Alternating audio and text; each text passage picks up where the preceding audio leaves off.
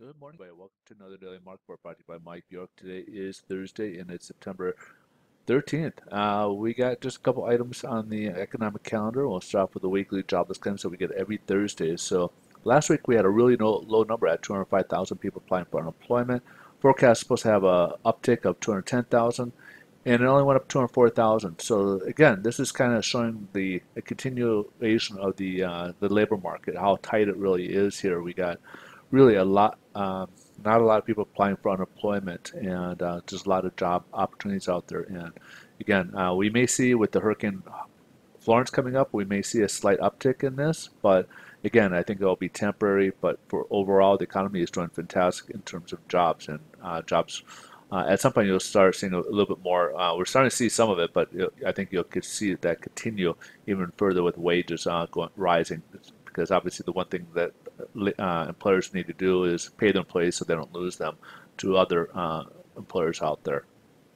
We also got the Consumer Price Index. This is the CPI, which is the inflation. This is an index that measures the inflation on the consumer level, so it is an important index to follow here. And back in July, we had a 0.2% increase. Forecast is supposed to be a 0.3% increase, and it only went up 0.2%. But because this goes on a rolling 12-month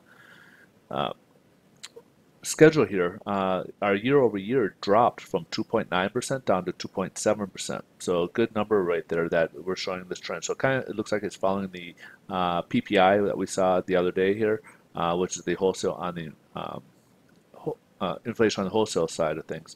Now, when you strip out, this is a little bit more of an important one because there's variables in there like food and energy, which we take out, and that gives us the core CPI. We can't control the fluctuations that food and energy has, so this is a little bit more. This is more of the gauge that the Fed will look at, the core. And as you can see here, July went up 0.2%. The forecast was supposed to be again 4.2%, and it only went up 0.1%.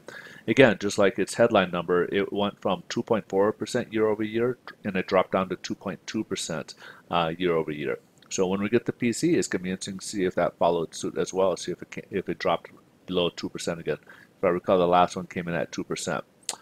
Let's kind of move ahead here to the headline news. Stock market is up. The tech is taking its cue from Apple today. I mean, overall, for the most part, it's going up. But Apple kind of set the tone, even though it took a little bit of, it's going through a little bit of a correction period right now because it's gone up so much, the tech sector, that, yesterday it was another example of that. But today, Apple gave their announcement of the new iPhones and iWatches and such. And of course, that kind of is sparking their stock interest. Also, there's been some optimism on China. There's been some events coming up that a lot of investors feel that they may get together, the U.S. and China may get together this by end of this month, and they think that there might be a little bit more give or take from both sides here, from China as well as from the U.S. side of things, that they might be able to work something out here. So a little bit more optimism on there, and that's kind of helped fueling the markets a bit as well as the Turkey Central Bank. The Turkey Central Bank, imagine this, we talk here at with our federal bank raising interest at only 0.25%. They went from they raised their interest rates 6.25%. They went from 17.75 to 24%. So their rate hike went up to 24. So they're at 24% right now. So imagine last time we saw something like that was the early 80s, back when Volcker took over and forced ourselves because inflation was getting to be too much in control to stave off inflation. That's why they raised it to about 20%. And since then, that's why the Fed raised these interest rates ahead. Tries to be a little bit more proactive to keep inflation in check, not to get out of hand. And so that's what we're seeing from Turkey. They were expecting a hike, but not that much of a hike. So that the investors are out there appreciate that and are kind of showing that in the stock market as well. So the bond market's also up, as you can see. We're right here on this line. We started off in the morning lower, and now we're up. So right now we're only up about 6 basis points from where we left off yesterday.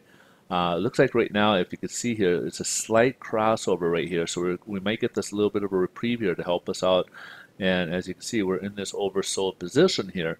And with that positive crossover, it could help boost in mortgage rates. So I would hang in there, maybe float if you have not yet locked in right now, because it looks like we've kind of hit that point where we might start showing some improvement here. But rates, for the most part, have not changed from yesterday, so I wouldn't really say we got better pricing today. But the trend, I think you could see a little bit of improvement going ahead here. Kind of the same thing here. You can see a little bit of a stochastic crossover here. It's an overbought position right now, the yield, and you may see this, go the other direction here. And we're kind of right now down to about 2.96 right now. Again, kind of like where we left off, where we left off yesterday. So we started the day up higher yesterday, and followed up at 2.96. We were kind of going back and forth here, but for the most part, we're still at 2.96 right now. So that wraps things up. Again, rates are about the same, but the trend looks like it could improve a little bit for us going forward, which is a good sign here.